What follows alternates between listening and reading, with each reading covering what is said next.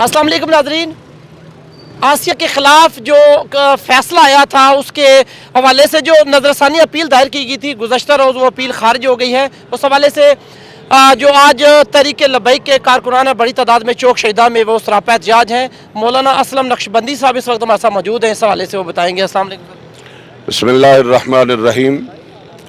बिल्कुल आज का ये ग़ुलामान मुस्तफ़ा सल्लल्लाहु अलैहि वसल्लम का ये बड़ा इज्तिमा, ये सख्त गम गुस्सा और अफसरदा हैं कि नज़रसानी की जो अपील जिस अंदाज से उसको रिजेक्ट किया गया, अदालत उज़्मा का मैं ये समझता हूँ कि इतने बड़े मनसब और पाकिस्तान की बड़ी अदालत का ये अंदाज नहीं होना चाहिए था।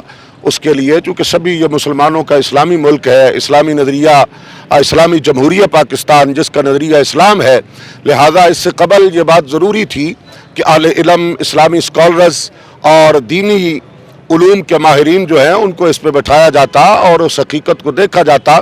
माद एक वो गवाहों के हवाला से जो बिल्कुल बड़ी एक मामूली सी बात कानून दान इसको बेहतर अंदाज से समझते हैं और सभी अतराफ से यही आवाज़ आ रही है कि ये फ़ैसला दुरुस्त नहीं हुआ। और बल्कि मैं ये भी गुजारिश करूँगा कि फ़ैसले वही होते हैं जिन फ़ैसलों को माना जाए, जिन फ़ैसलों पे अमल हो। आज आप देखें, इससे कबल भी बहुत सारे फ़ैसले हुए हैं जिनको बाद में तारीख़ ने और लोगों के जज्बात ने उनको गलत साबित किया, और ये तो ख़ास तौर पे नामूस रिसालत मआब सल्लल्लाहु अलैहि वसल्लम का मसला था, कोई आम बात नहीं थी।